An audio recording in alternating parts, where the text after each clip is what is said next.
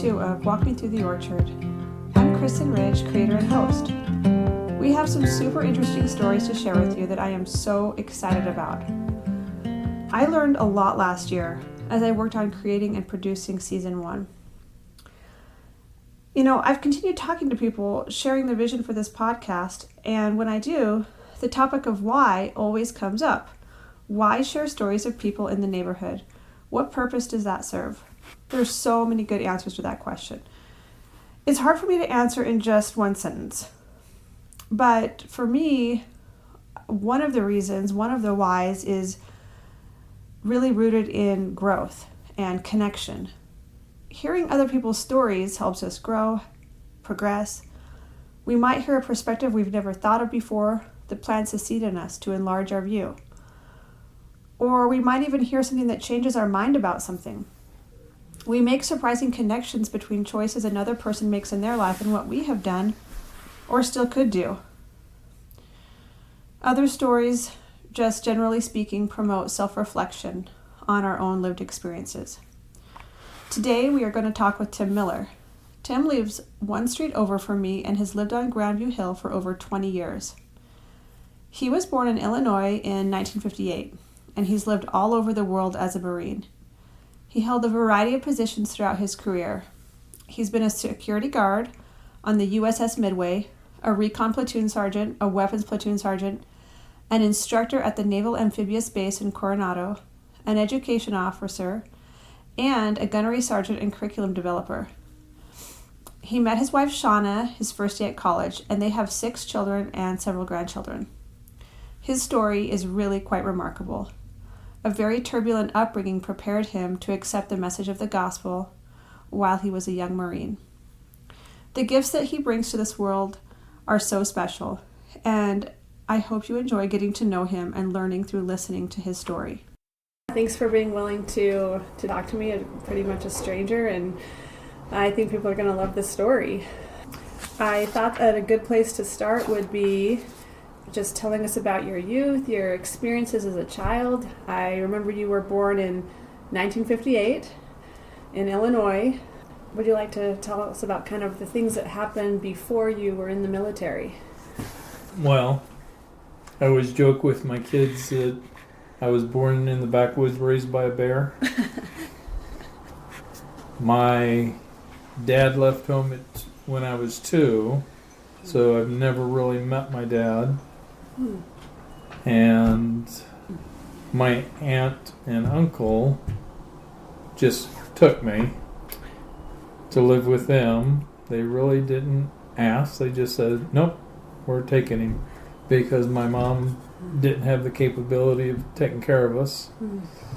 And so I went to live with an aunt and uncle, lived with them from the time I was 2 till I was 14. And at first, their last name was Bingheim. From the time I was 2 till I was 5, I went by that name. But then when I went to sign up for school, the school said, well, we need the birth certificate. And I said, well, you can't go by that name. This wasn't your legal name. And so that's kind of the first time I felt like, no, I don't belong to this family. Oh, because you probably didn't have a memory at 2 of being, wow. But at 5, it just kind of was a turning point, I think, where I go, okay, I don't belong. Yeah. Did they end up legally adopting you or just raising you? They never did. Me and my uncle didn't get along real well. I ran away when I was 8. Oh, wow, that's young. And walked 22 miles to where my mom lived. Oh my gosh, as an 8-year-old. And how long did that take you? It took me probably a good 8 hours. I normally would walk to school. And instead of walking to school, I walked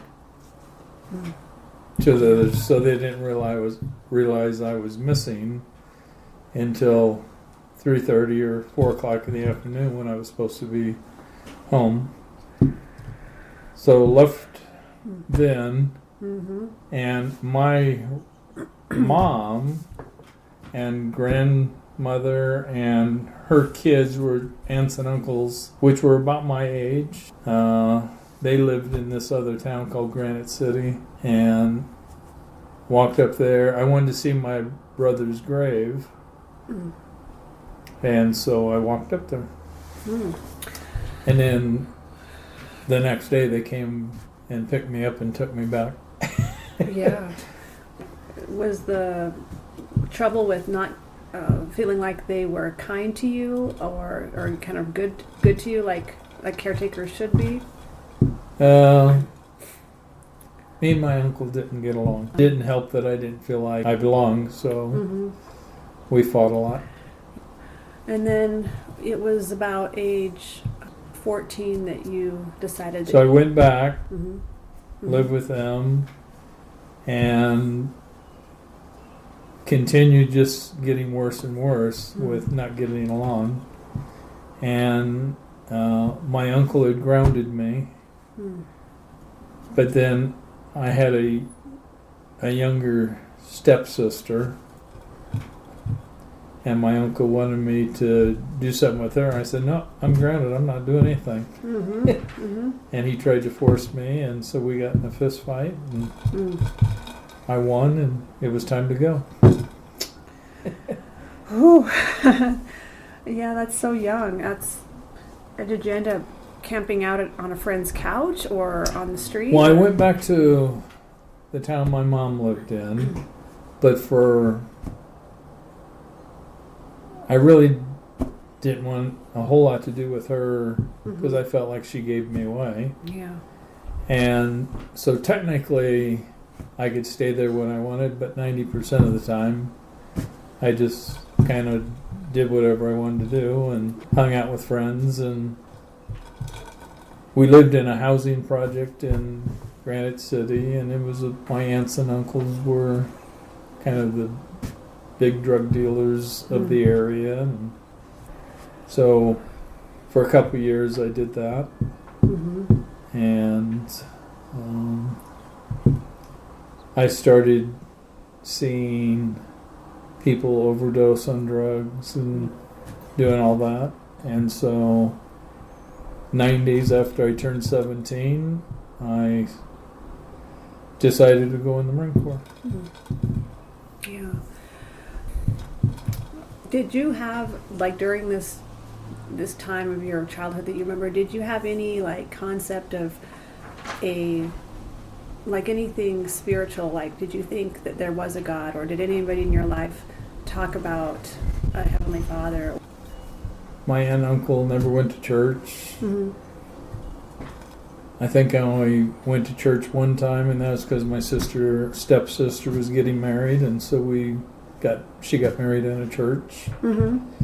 And that was the only time I ever went to church. Okay. Yeah. If you'd like, I would like to hear the story about when you were 15 and got a car. I mean, I think that sounds like a pretty defining experience. And you were not got a car, stole a car. Yeah. So my typical day would be hang out with friends. At about 3 or 4 in the afternoon, we'd start drinking and drink until 3 or 4 in the morning. And on a pretty regular basis, we would borrow a car without asking. Mm-hmm. And one of the times I decided actually that I wanted to go to California. And so we borrowed a car and we drove to Long Beach, California. Oh, man. So I'm guessing you taught your friends, or you taught yourself to drive, or maybe you'd been through driver's ed, I don't know. You just did it. And None of us had a driver's. There ended up being 4 of us. Uh-huh. Me and a friend of mine, and I had gotten my little brother out of, he'd been in foster. There was 3 of us. Mm-hmm. I was the oldest, Rusty, who is my younger brother by about a year and a half, I went to live with an aunt and uncle. He got put in foster home, and the 5-year-old, well, he died when he was 5 because my mom didn't take care of him. Oh. So part of the reason my aunt and uncle took me in is my mom didn't know how to take care of kids and would let him run middle of winter, and he ended up dying of pneumonia and whooping cough. And so when I ran away the first time, it was because it was probably 6 months after he had died, and I didn't even know he was my brother, but they did take me to his funeral. And then probably 2 months later, I went to see his grave. So I walked the 22 miles to go see his grave. Oh, that's what was in your mind then. I want to see this grave. Yeah. Oh. How long did your time in California last? We were there for about a month. Mhm. Well, actually, technically, we were on the beach for about a month in Long Beach. And then we took all the money we had to get to California. Once we got to California, in order to eat, we would go to the grocery store and grab whatever we wanted. But after about a month on the beach, I saw my little brother crying. So I decided I was going to call the police and tell them there were runaways on the beach. Oh. And gave them their location, us. We waited for them to show up. Yep. And we got a free flight back to Illinois, but we spent 3 or 4 weeks in a juvenile hall waiting for the courts to do their thing to send us home. I had a colorful childhood. Yes, that's a very neutral word for it, colorful. So you joined the Marines at 17 then, and tell us about what you were looking for, or what motivated you there, and kind of your early time in the Marines. Well, my main goal was to get out of that environment. And like I said, I saw a couple friends overdose on drugs. I had an aunt and uncle that were my age, but a rival drug group tried to kill them, and again, this isn't going anywhere. You've got to get to a different place. So I decided to join the military, and I went to the Army, the Air Force, and the Marines. I'd seen too many John Wayne movies, so I said, well, I want to go to the toughest branch, so I went to the Marine Corps. How did you feel like you fit in, like when you got trained, when you went to the boot camp? Did you feel like, yeah, I belong here, this is going to be good for me, or was it like really difficult? I found it semi-easy. A lot of guys were crying because they're homesick, and I'd been gone for a couple years, so it wasn't a big deal for me. And how about just like, I don't know if it's true, but I mean, my grandpa was in the Marines, and just like the way that drill instructors, you're treated, how was that? Was that not a big thing, or? I knew it was all a game. Oh, you did. I guess all of that early experiences really toughened you up in a way that other people don't arrive to the military like already kind of knowing that it's a game. Maybe that was a blessing that you were mentally you weren't mentally broken by it. You got 3 meals a day. All you had to do is do what they told you to do, and you were good to go. Yeah, I love hearing that perspective. Wow. So where were you first at when I know you had an experience about one of your, I don't know if it was your first roommate, but you had this born-again Christian roommate. Was that in boot camp or somewhere else? So from boot camp, then you go to infantry school, in my case, the machine gun school. I became a machine gunner. And when you graduate from that, then you get your assignment where you're going. And we all lined up. There was probably 120 of us that graduated from infantry school. And depending on where you happen to be standing in the formation, the instructor came in and goes, okay, you 20 guys, you're going to the infantry. You 20 guys, you're going to embassy duty. You 20 guys are going to sea duty. And I just happened to be standing, and I ended up on sea duty on the USS Midway for 2.5 years. Wow. Not a member of the church. Had never really heard of the church. And served for 2.5 years. Went to the ship as a private first class. And in the 2.5 years, I became a sergeant. Mm-hmm. Still didn't want to go back to Illinois. So I re-enlisted. And I got stationed in Hawaii, Kaneohe Bay, the Marine base. Mm-hmm. Because I was infantry, they had 3rd Marine Division there. I didn't want to go regular infantry. Mm-hmm. I wanted to go into special forces. So you first go to a receiving barrack, and I went up to the guy running the receiving barracks, and I said, I have an appointment to go test for recon, which is Marine Corps Special Forces. I didn't, but I told him that because that's what I wanted to do. Good thinking.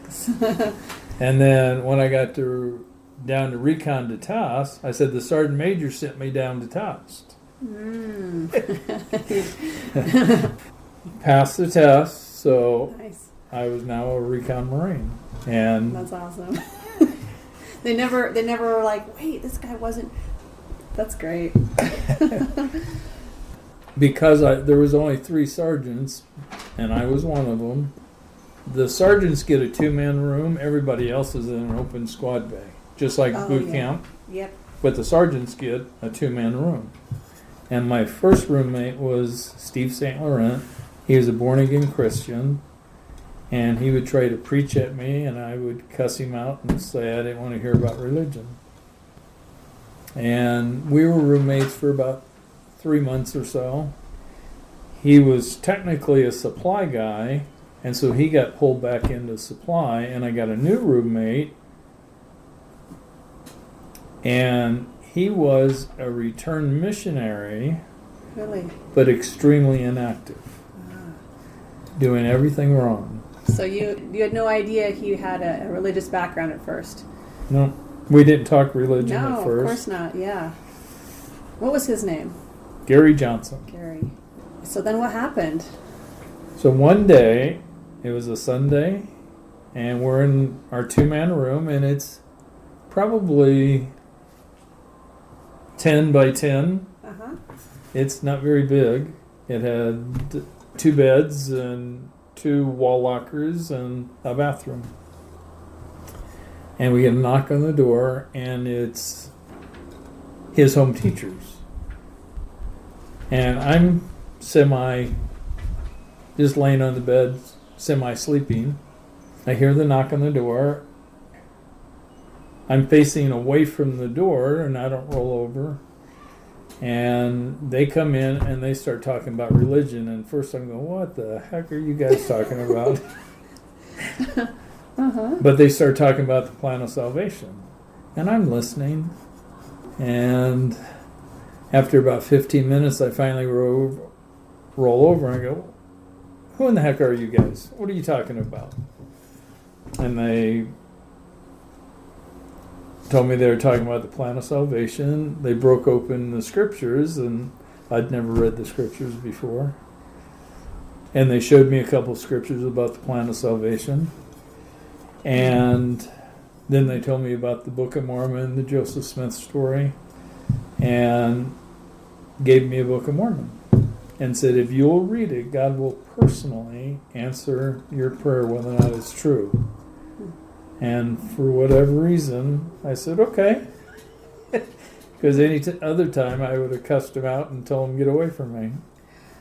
What do you think was, contrasting with this born again Christian who was obviously totally different than the missionaries, but it was still religion. What do you think was the difference? Well, now it was the Holy Ghost. So you felt and so were you surprised at yourself that you were like wanting to listen? Or you're like, why am I asking? I was never raised with religion, and most of the time I thought religious people were a bunch of kooks.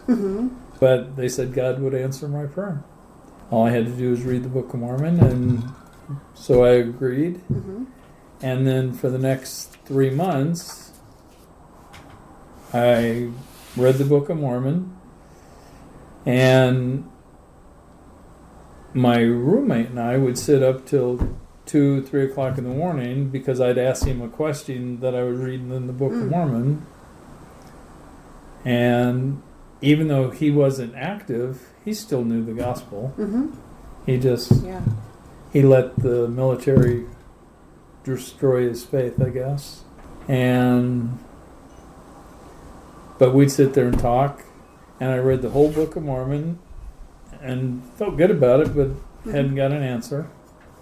And then I started on the Doctrine and Covenants and got to D&C chapter 6, section 6, said, remember the night that you cried unto me in your heart that you might know the truth concerning these things.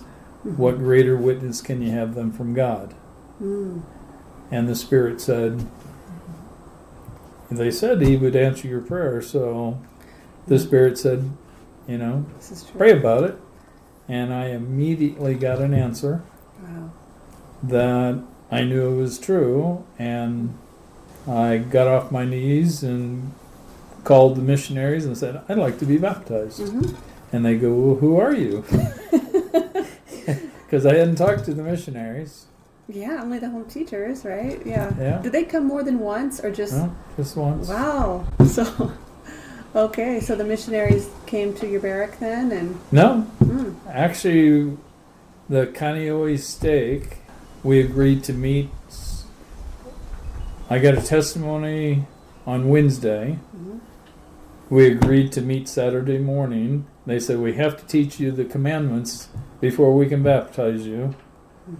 I said, okay. And so we met like at 9 o'clock. They taught me the 4th discussion, I think it was, on the commandments. And asked them, are you willing to live this? I said, sure. And so then I got baptized. So no hesitation, I you have a past with some alcohol, maybe other stuff, the word of wisdom. Was it just like, oh, I don't need that, I'm fine, or was it like? I was probably an alcoholic at 21. Oh, wow. I was probably an alcoholic at 15, but because we would drink all day, every day. But when I gained a testimony, I agreed to quit drinking, and even today I consider myself an alcoholic. Oh, wow. I made an agreement with God that I would not drink, and I think if I ever broke that, I would lose the protection, and I wouldn't be able to stop. So as long as I don't touch it, I'm good. The last drink I ever took was about 4 or 5 days before I got baptized. Wow, that's amazing. So that was 1978. That's incredible. I can't even believe it. I mean, that's amazing.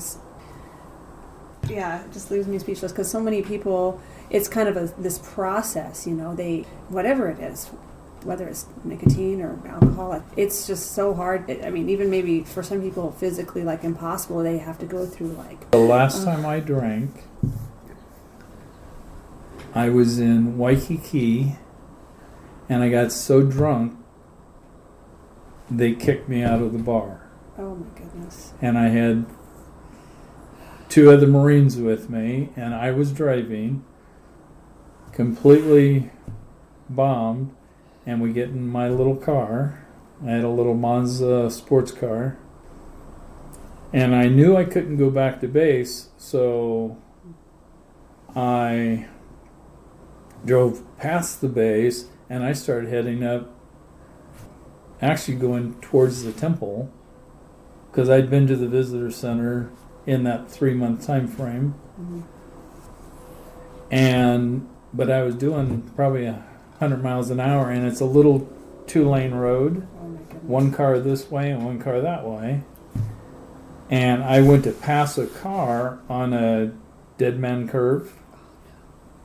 And just as I got to the edge, you have a mountain on one side, you had the ocean on the other. A bus came around the corner, and I had a car, Oh my God. a mountain, the ocean, and a bus, and I had absolutely no place to go. And so I slammed on the brake and just spun the wheel, and I turned about 16 times. And when I got done spinning, all 4 tires were off the rims, and I was sitting on the rims perfectly in my lane on the freeway. Oh my gosh. And we're just sitting there, the Marine starts screaming at me, and then a police officer goes by me, and hears all the commotion, sees, and he drives about 100 feet away, gets out of his car and just looks at us. And I don't think he wanted to tackle 3 drunk Marines. And he just sat there for about 10, 15 minutes, Really? got in his car and drove away. Oh my goodness. It's like he was just too scared to come. So I had to drive my car on the rims 30 miles back to base. And that's the last time I ever drank. Oh And then my- I got baptized about a week later. Wow. Actually 4 or 5 days later. Oh my gosh. So that's as near death experience I've ever heard. Wow. So you got baptized, and then there's an experience about an inspection where you had a powerful spiritual experience. I can't remember if that was before or after your baptism. Before. Before, okay. On Wednesday, I got a testimony, called the missionaries, scheduled a baptism for Saturday. Mm-hmm. On Friday, 2 days later, Mm-hmm. I had a huge inspection with the general because we were going overseas for 6 months. And you had to be meticulous on all your gear, your weapons, everything. And I'm the platoon sergeant, getting ready to go overseas. And I had disassembled my M16 rifle. Mm-hmm. And an M16 has a selector switch that takes it from automatic off to automatic to just semi-automatic. And in order to clean the weapon, you're only allowed to take it apart to a certain extent, Mm-hmm. which is pretty basic. But in order to clean it properly, you have to Mm-hmm. do it way better than that, even though you're not allowed to. Yeah. And if you get caught doing it, you're in a lot of trouble. Mm. But we had this big inspection, so I taught my Marines how to properly, illegally clean the weapon. Yeah. And there was a little cotter pin that somehow got lost. And when I put the weapon back together, this was Friday, about 2.5 hours before the general was going to be there to inspect us. When I put my weapon back together, the selector switch was broken because I was missing this little cotter pin. Mm-hmm. So we're in the big open squad bay, and I sweep the whole squad bay, look through all the dust and dirt, and the cotter pin's not there. And then my roommate that had been teaching me the gospel was the armorer. Mm-hmm. And so I went down to the armory and I said, hey, I'm missing this piece. Do you have one? And they normally have spare parts, except he didn't have one. And then, it's just a little simple piece of round Yeah. cutter pin. And so I went down to the machine shop. I took one of my Marines' weapons apart, took the cotter pin out of his, went down to the machine shop and said, make me one of these. Yeah. And because it was so simple, it only took him 5 minutes or so. And when you looked at them, they looked exact. Yeah. But when I put it in my rifle, it still didn't work. Oh my goodness. It was probably a little bit too big, and so it didn't work. And now I'm 15 minutes before the general's going to be there. Sweating bullets. And if I would have stood inspection without fixing it, I would have probably got busted in rank and no longer been the platoon sergeant, and I was in a lot of trouble. But then all of a sudden, I had just got a testimony of the gospel. I hadn't thought about praying, and the Spirit said, God knows where that part is. And I go, oh yeah. And so I went in a little closet and prayed, and immediately saw the cotter pin, and it was on our second floor was a deep sink that we had steam cleaned the weapon. Yeah. And it's the one place I hadn't looked. Oh. And so I saw it on the rim. And so I walked upstairs, and sure enough, there it was. So like in your mind, you just pictured it there. Yeah. Oh my goodness. And so I grabbed it. And people have been using the deep sink. So how it was still on the rim, it was almost impossible. Mm-hmm. So I think God was giving me a second witness. Mm-hmm. He'd already told me the Book of Mormon is true.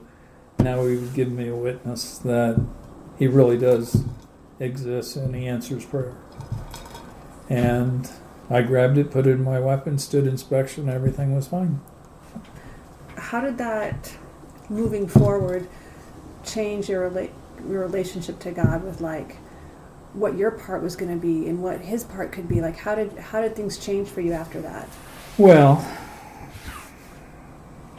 I've always taken it as we have to do everything in our power. If I hadn't looked for it, if I hadn't tried to do all the things that I did, I don't think I would have received that vision. Mm-hmm, mm-hmm. But because I did my part, God did his part. Mm-hmm. And I was getting ready to be baptized, so I think he was trying to give me a second witness. Yeah. Well, what happened next as you were deployed after your baptism? So I went out on a ship for 6 months, Mm-hmm. and we would go country to country. And right before I left, I just got baptized, and I was going overseas that week. So I bought Quad. Yeah. I bought Marvelous Work and a Wonder by LeGrand Richards and Joseph Fielding Smith, Mm-hmm. 3-volume set, Principles of the Gospel, because I was still learning the gospel. And we went from Hawaii, and our first stop was going to be in the Philippines, but that was after being out at sea for like 6 weeks before we got to the Philippines. And there's not a lot to do on ship for Marines. And so I had a lot of time to read. I would read, and the original born-again Christian, Steve St. Laurent, was on ship with me, Oh. and I started teaching him. And What a reversal. and he ended up gaining a testimony of the gospel. And our first stop was the Philippines, and after that we went to Hong Kong. And when we got to Hong Kong, I took him out to the mission home and said he'd like to be baptized. And the mission president said, well, who taught him? Yeah. I said, I did. And he goes, well, then you baptize him. Oh my gosh. And so I got to baptize. Oh, so you got ordained the priesthood then? I became a priest Uh-huh. the day I was baptized. Oh, okay, so you were ready, and how was that? Really amazing to be able to do that. It was amazing. Oh, that is really neat. So neat, especially and just considering like how things started. And, you're telling him to shut the heck up, and then, the time passes, and then boom, he's Well, ready. It's so funny and amazing. we're still friends. 10 years after that, he sent me a letter. Uh-huh. And in the letter, he said, "You want to know why I joined the church?" He goes, "You were the worst person I'd ever met in my life. And if you joined the church, it had to be true." Well, you must have been close for him to be that honest with you. So, how was it being one of only a very few members of the church with the Marines? Were you harassed a lot? How was that? So before I joined the church, I said there were 3 sergeants. Mm-hmm. James Deaver, Jim Bishop, and me. We were the 3 sergeants, and you're not supposed to fraternize with younger Marines. And so we hung out all the time. We'd go drinking together and do everything. And when I joined the church and quit drinking, both the other 2 sergeants took it as their mission in life to convert me back to the dark side. Mm-hmm. And every day for 3.5 years, they harassed me. Mm-hmm. And we'd get out in formation, they'd tell anti-Mormon jokes, or they'd just harass me nonstop. But it really never bothered me Really? a whole lot, because they'd say something, and then a Marine would come up and say, "Do you really believe that?" I said, "No, let me tell you what I believe." Oh. And I baptized actually quite a few people. Wow. So these inflammatory comments ended up being like a missionary tool. Well, the funny thing is, I ran into Bishop, not that deployment, but a 1.5 years later, I went on another deployment right before I got out to go on a mission. And I got a letter from Bishop, and he had met an LDS girl. And he said, I want to be baptized. I wanted you to baptize me, but you're overseas. So he asked Steve St. Laurent, the other guy I baptized, Mm-hmm. he asked him if he would do it because I wasn't there. Mm-hmm. And he ended up joining the church. James Deaver did not.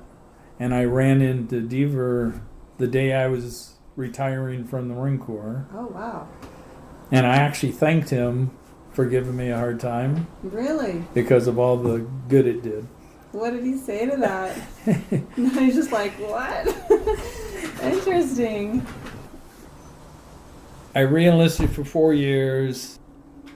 About a month into that, I started investigating in the church. 3 months into it is when I got baptized. Mm-hmm. So for 3.5 years, I was still in the Marine Corps. And I decided I wanted to go on a mission. And so after 7 years in the Marine Corps, I got out and went on a mission and went to Alabama and had a great mission. When my mission was over, I didn't really have a home to go to. Yeah. So I called Ricks College and said, "I'd like to go to school. I don't have a dime to my name, but I do have the GI Bill, which pays for schooling." And they said, "Don't worry about it. Just come on in." And so they gave me a dorm and a food card because it usually takes a month or so before the VA starts paying you. And so the first month, Ricks College just fronted all the money, and Mm-hmm. then when my check came, and then I paid them back. And so I went to Ricks College, met my wife the first day there, and 3 months later we got married. That's awesome. A month or so later she got pregnant, and I was only getting $350 a month to live on. Oh. I knew that wasn't going to go very far. Yeah. So I went back into the Marine Corps and finished a career in the Marine Corps. Wow. How long was that career total? Almost 22 years. Okay. And so you traveled around a whole bunch then as your family grew from one place to another. So we went first back to California, Camp Pendleton, and then we went to Coronado. Then I became a base education officer, went to to Georgia. Spent 4 years in Georgia, and then my degree was in curriculum design. Oh, that's super interesting. So I called the School of Infantry, which had a curriculum department, and by then I was a gunnery sergeant, and said, I'd like to run your curriculum department. They said, good, we need somebody. That's amazing. Wow, so you had so many different things you did from, you did the machine gunnery, you were a sergeant, you did curriculum. Is there one thing that you liked the best out of everything in your time in the Marines? Recon was always the funnest because you got to jump out of helicopters and oh my gosh. Scuba dive and run boats and yeah. Well, and I also, when I was at Coronado, I taught Marines how to run the boats and do all that, and so I had a great career. One thing I was wanting you to share, if you wanted, was how you feel that, your conversion to the gospel has helped you fulfill like your unique purpose in life. How do you feel that you were able to really and still live like, your unique calling here on earth?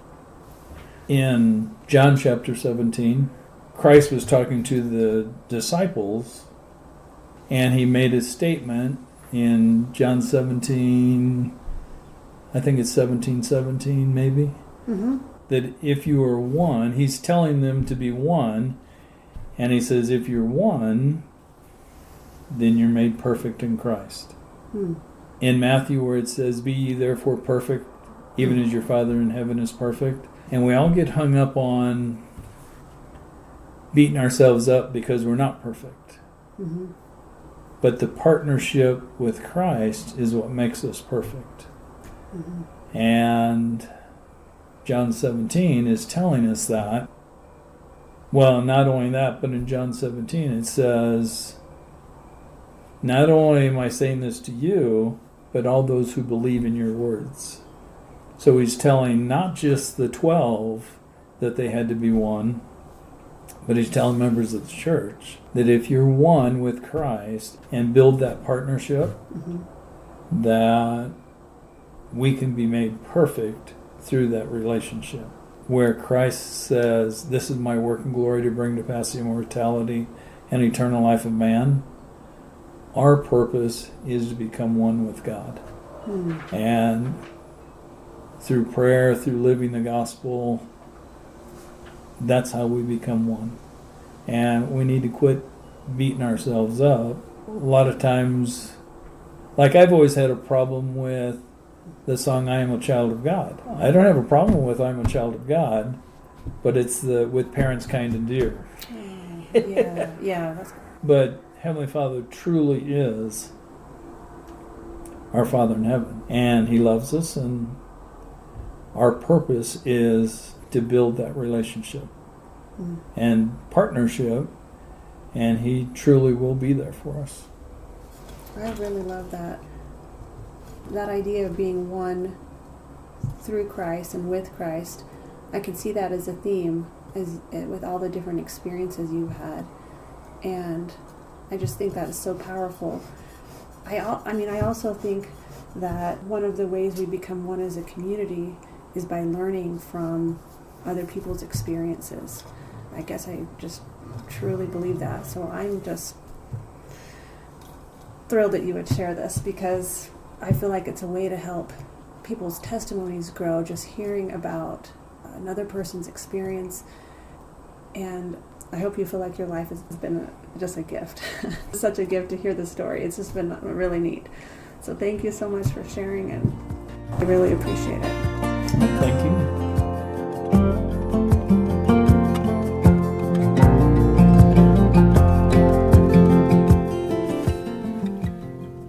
That concludes this episode with Tim Miller. I hope you were as moved by his story as I was. Thank you so much for listening, and I hope you'll listen in to our next episode, which will be with Mark Jerome. I first started to get to know Mark when we were sitting across from each other at a neighborhood chili dinner. We started talking, and before I knew it, I was having the time of my life learning about him. Mark's story will surprise you and really make you reflect on the way heaven steps in to help us fulfill our individual missions in life.